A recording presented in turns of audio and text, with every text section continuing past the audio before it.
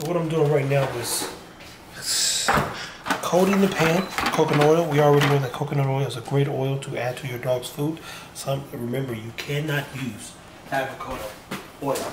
It is toxic. Avocados are toxic to dogs.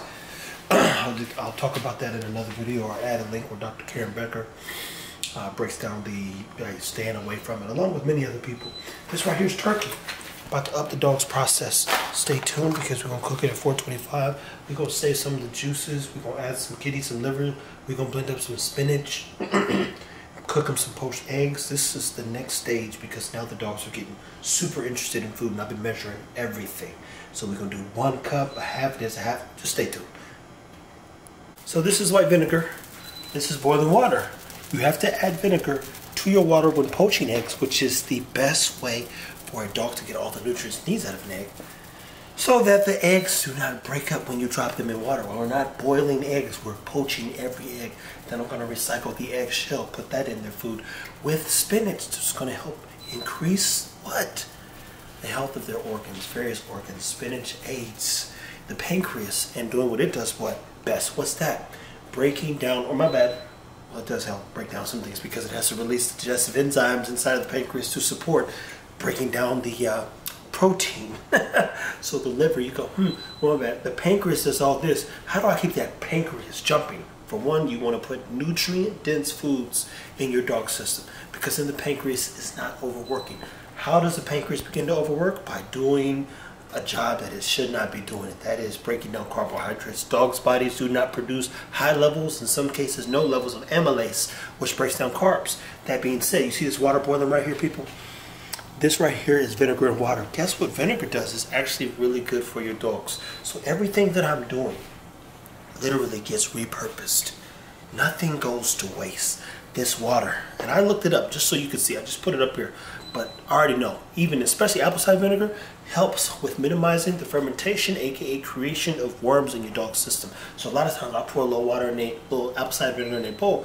But acts as a digestive aid to regulate digestion and relieve digestive upset stomachs. Basically works as a tonic for urinary tract system to prevent urinary tract infection, bladder and kidney stones. May help to alleviate or reduce allergic reactions and various other things that the dogs might be come in contact with, and improves cold weather tolerance. That one I did not know. I have to be honest, I did not know it could improve the dog's weather tolerance. So when you're cooking these meals, do not forget that all things can be repurposed. And guess what I'm going to do at the end? This is what's left of our beef bone stocks, which helps with what? Absorbing nutrients. So after this water's done boiling, it's got a little egg membrane in there. I'm going to add this because it turns into it's a little gel to this water. Put the water in a container and drop that over the dog's food to hydrate it every time, versus doing what? Using the water out of the sink or warming up a cup of water. So stay tuned because we got some more stuff coming for you. So, talked about all the stuff that we can do to better our dogs and the things that I'm doing to build them out my gruel. I cooked the chicken liver in here. We know that when we cook chicken liver, a lot of the nutrients leave the chicken liver. And you saw, if you didn't, that I put the beef bone stock in here. What does that help? Again, it helps with the absorption of nutrients. We've got eggshells. Eggshells have a cell membrane. Look at that membrane right there. That right there, what does it do? Boosts brain and cell membrane functionality. It literally enhances the neurons in their body. It's great for brain development, especially in puppies and in adult dogs. This has got a bunch of nutrients. This is what it looks like blended up. These are all of our poached eggs. This is our fat from the turkey. This is spinach. It's going to help keep those organs functioning. What am I doing right now? 1 cup. I measure everything out, people. I need to ensure that these dogs are growing the way that I want them to. 1 cup of this. Boom, that's turkey. Some chicken liver in there. Now, it's normally a 3-to-1 ratio when you're talking about fat. So, got this right here. Here's some fat. Put that in there. That's going to hydrate a little bit. Then we've got a little bit of spinach. Put a little bit of that in there. Ooh, that's gross. I don't know if anybody could eat that. Then I'm putting 2 eggs in here. And then I'm grabbing 2 of my eggshells. I actually been grabbing about 4 eggshells. Make sure to get plenty of brain development and calcium. Now there's also calcium in spinach, by the way, if you didn't know that, about 84 milligrams per bag.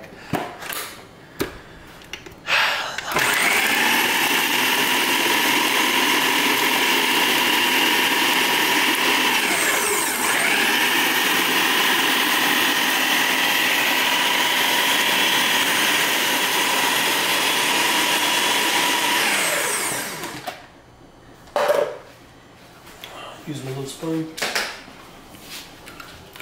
Sometimes you gotta get the stuff off the side. I'm gonna blend it up a tad bit better. Put the top back on here.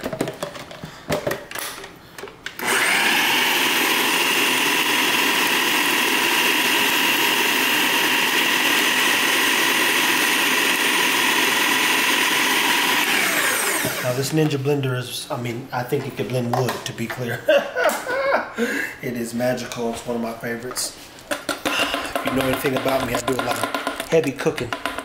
So I'm always gonna need a good blender. I should separate this here. Now this is one meal. Mind you, these dogs are roughly eating 3 or 4 times a day. If not 3 times a day. And then we'll cut that back as they get older to 2. And I'm doing what? I'm ensuring that they're having super nutrient dense meals. So I'm just putting this in here for now so you guys can see. All that right there is pure nutrition. I wish there was a way, ooh, that might be food for thought, to make doggy healthy pancakes, but protein style. Well, I probably could just add some beef gelatin to this, and boom, next thing you know, feed them that as they get bigger, but they like this thing. So again, we'll rehydrate some of this, and some of this will be frozen throughout the week. But I don't even know how much this batch is gonna make. So far what you're looking at here, and mind you, I'm getting ahead of myself because there's a lot going on.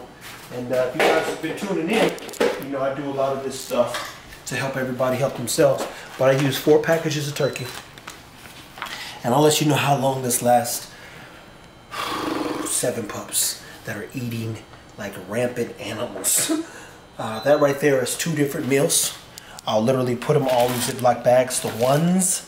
If we get to, let's say, 3, 6, 9, 7 times 3 is 21. If I have 21 meals, literally 4 days of the ones will be frozen. We got a deep freeze over there. We put our dog food in, and I'll start letting them unfreeze the night before, put them in the refrigerator, and feed the dogs that stuff the next day. Then I always will more likely heat up a little bit of this, the stock that I made, to reinforce nutrient things that they need as well. Listen, it is a process doing this, people. This right here is kefir. Kefir is a prebiotic, especially in cheese form. Yeah, cheese form. This right here tastes real good. It continues to add a little flavor. I might add that at the end, or more likely next week. But I could put some in there. We'll see what happens. That being said, this is how I customize and make my gruel. I bought all that Espelak for nothing, because I believe that the dogs can survive and do better with cooked food, and even more importantly, raw food at some point in time. So stay tuned. T-Fit, Fitbully TV, signing off. Take care of your dogs. If you have questions, like, subscribe, and share. Keep asking questions, people. Thank you. So, look at this right here. On my Instagram, you'll actually see how this looked when I put it down. And now they putting it down. That's a transformation to the gruel. Remember that puppies oftentimes learn how to suckle first, so they don't do a lot of chewing. They don't have a lot of teeth. They don't know really what's going on. So you don't want to stress them out. They don't know what's going on, but they do know how to lick. And this is a process. So when they get to the bottom, all the good stuff, all the chewy stuff is down there, and it's all been grounded up so they can absorb and utilize it. That being said, take care of your dogs. Ask questions. This is the healthiest gruel on earth. Do you hear me? Stay tuned, people.